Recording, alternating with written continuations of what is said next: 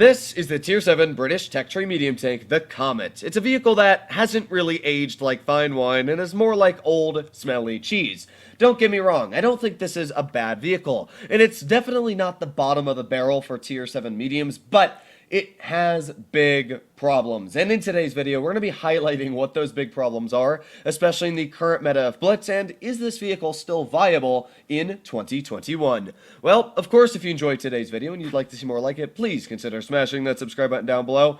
But let's get into these statistics first. So the gun is great. It's got 0.308 dispersion, 3.8 seconds aiming time, and with its 2,850 damage per minute, that means that you actually have about 300 more DPM than the highest DPM Tier 8 medium tank. So you might think that's amazing.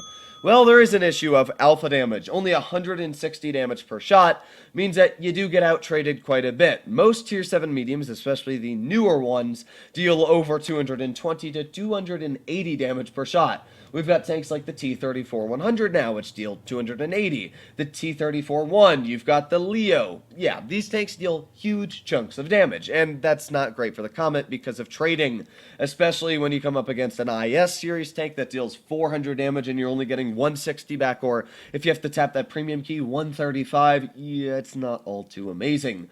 But what is amazing is that 12 degrees of gun depression. The only other vehicle at Tier 7 that carries that much is the Lupus. And judging that the Lupus is a heavy, quite a rare heavy to find at that, you're quite comfortably sitting at the most gun depression in any battle you play, unless you're coming up against an Easy 8 or a Cromwell B, but for the most part, those are Tier 6s that you don't need to worry too much about. The other issue with this tank is the penetration at 148 on the standard and 208 on the premium.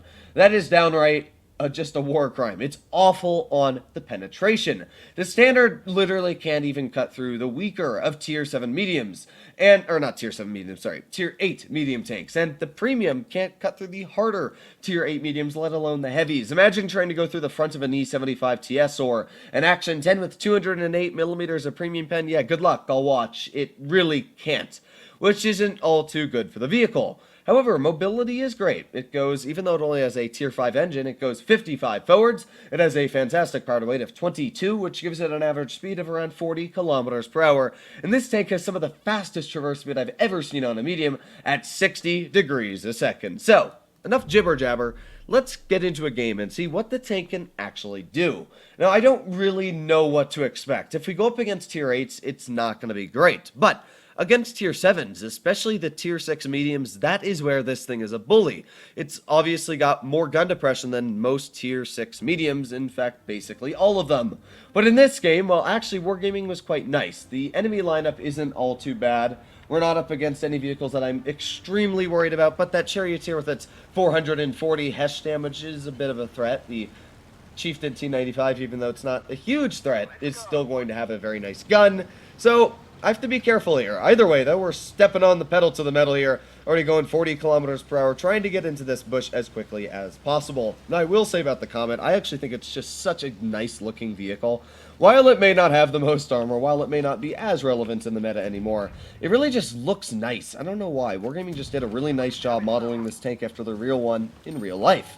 We got a nice tap into that Chieftain T95, though, but because we have such a small alpha, it really didn't make a difference on that guy's gameplay as of yet, you know, until we're starting to really get those nice peppering shells in. Now, there is the Tiger P, and there's a nice shot into him, but surprisingly, we were spotted. Actually, we weren't.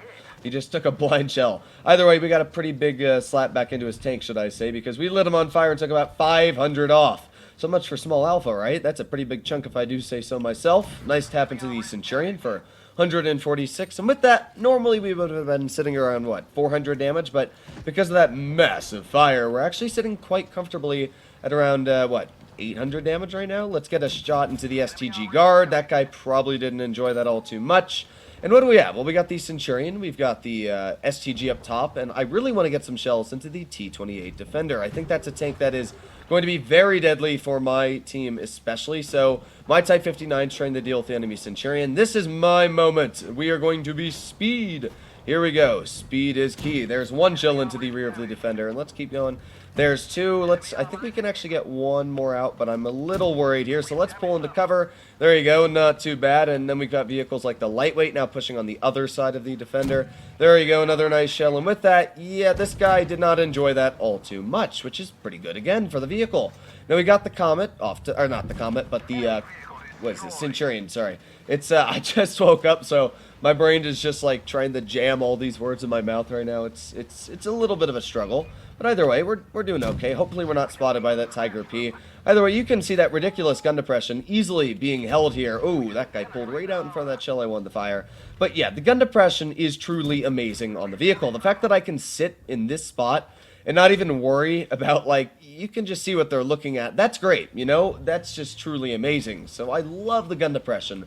And the Charioteer was actually taken out, which is fantastic. That means one of their deadliest tanks is no longer really a threat. Now, they do have some big alpha tanks still. They got the IS-2 Berlin, and the Tiger P actually has some really solid DPM for the tier that it's in. Enough that it'll actually make me worried. So we're going to see what we can do here. I'm going to speed. We're going to get some shells into the rear of the Tiger P's turret here. There's one nice shot, and let's go for that Chieftain, get a finishing shell into his tank. Then we can put on our adrenaline here and start going for the lower plate of the Tiger P. Actually, we can even go for that Cupla while we're aiming at him here. But you can clearly see, again, where the gun's great. Like, this game was a perfect example of where the Comet can actually be in its own element. We did around 2,600 damage, I'd say, with that fire done on the Tiger P. Let's take a look. Dun, dun, dun, dun, dun, dun. 2628, which is pretty solid.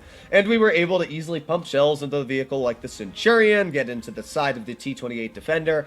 Don't get me wrong, if you know how to play this vehicle, it is going to be very solid. But I'm not going to back down from my original claims and say that it's the best tier 7 or it's even a great tier 7 medium, because I do think that it really struggles. There are going to be moments when you go up against vehicles like the WC-120 or WC-121 GFT and other ridiculously strong tier 8 vehicles. Maybe on this lineup, like an Annihilator or a Smasher or even the Vindicator. Even though the Vindicator might not have gun depression, it still does almost one-shot me. There are going to be instances where you do run into really deadly tanks, and that enemy lineup compared to ours doesn't look all too good for our team. They get a Smasher and an Annihilator, and we get an E25-1 and a Tiger and a Blaze. Yeah, okay, Wargaming, I see how it is.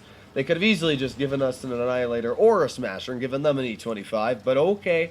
They really want to make it challenging. Alright, well, let's see what we can do here. There is the KV-13 off to the side. Get a nice miss onto the KV-13, I guess. But we can always try another shot, right? Let's see if this guy's going to pull. Oh, that's the Vindicator. No, thank you. Let's aim in a shell onto the... there's that not-so-great pen just being not so great, as we did say. But we do have the Vindicator over here. Maybe we can get a nice tap into his turret. There you go. Oh, wow. That is just death. Death outright everywhere I look. Well, we got the T-34 off to the side. Nice shot into him. We do have the Smasher as well, who did just fire. So we're going to put on my adrenaline here. And this is the moment where I'm going to try and out-DPM the Smasher as much as I can. Let's get one more shell into that guy. But we also got tanks like that KV-13 pushing off to my side here. This is not great. I'm going to be honest. This team is... yeah, they're not doing all too fantastic here. Let's just see how many shells we can get into the KV-13, if I can get any out here.